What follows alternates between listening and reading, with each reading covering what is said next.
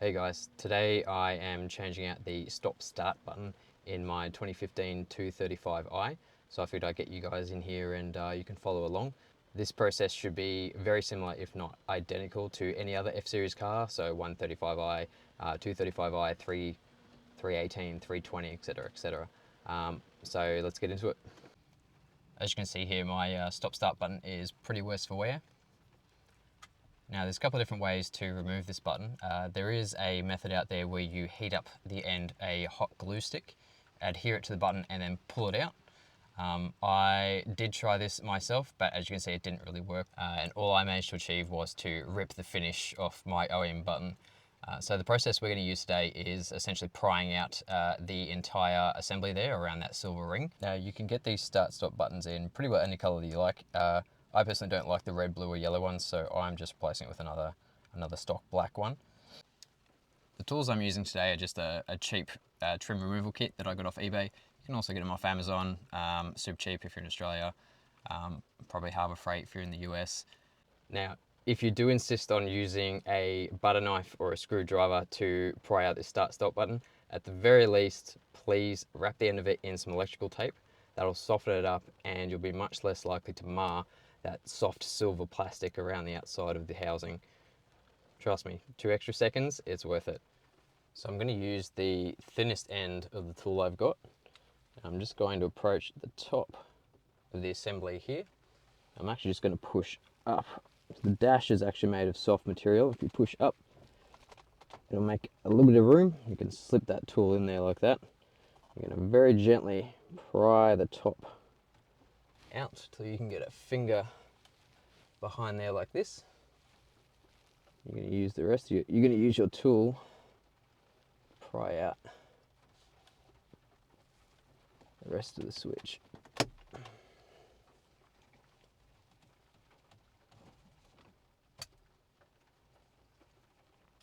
And once you've got the assembly free, you just need to unplug the electrical connector on the back. So at the top, there's a little section just here that you're going to squeeze, and that plug should come straight out, just like that. Now, last thing you want is for this wire to disappear down behind the dash, so just give it a bit of a tug, gently, give it a bit of slack, and then just make sure that it doesn't disappear. Now that we've got the whole assembly free, we need to remove this back housing here, which actually splits from the main housing along the seam here. There's a little clip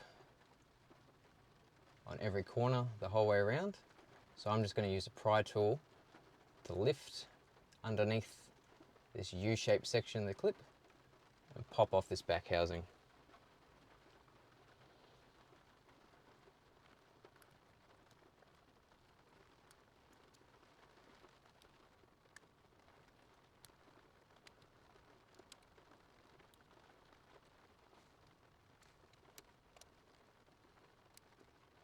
You can see it's very fiddly. You need to be very gentle.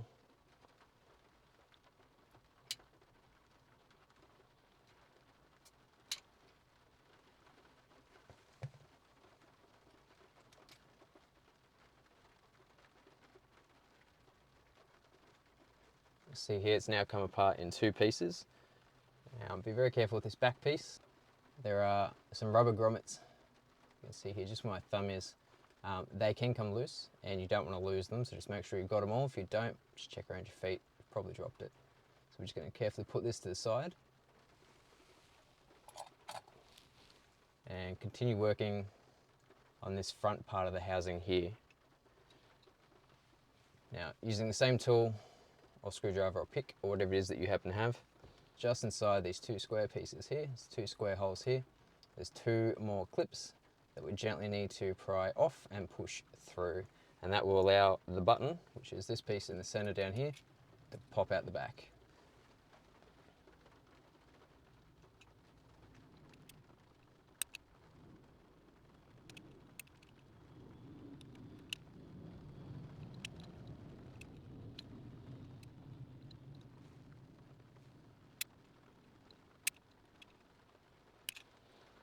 These clips are super fiddly, and they've got quite a bit of spring tension to them, which makes them very difficult to push through. I'm actually just going to snap these off to stop them from springing back at me.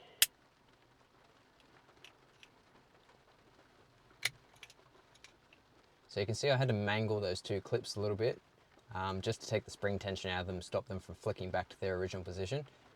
That's fine because those two clips are part of the button that we're actually removing. And now that I've got those loose, the button should actually just fall out the front. So, it's your old button, get rid of that. Take your new button and you're just going to insert it into the front of the housing. Make sure it's the right way up, although I have a feeling that it probably won't go in any other way other than the way it's supposed to.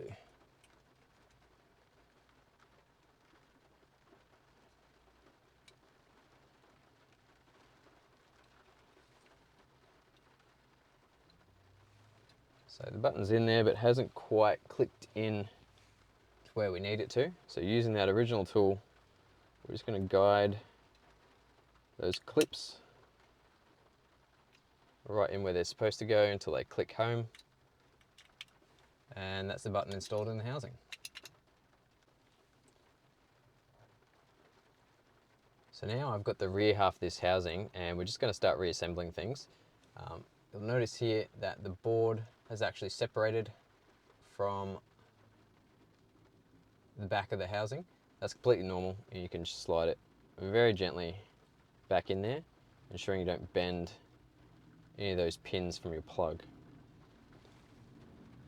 Then you're going to take your front housing, make sure you orientate it correctly and just clip it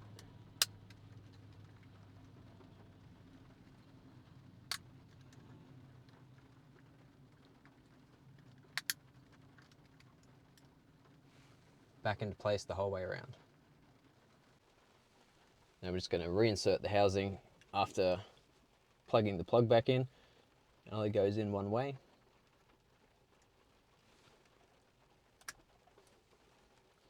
Make sure you push it in all the way and it clicks.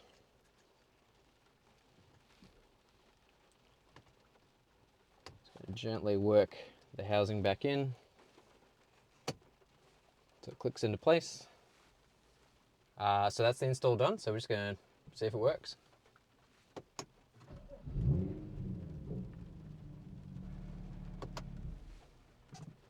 Mission success. And that's it, super easy, took less than 5 minutes. That should work for all F chassis cars, whether you've got a sedan, wagon, doesn't matter. Whatever your engine type is, shouldn't matter. May even be very similar on the G chassis cars. I don't have one, so I don't know, but the process should be very similar.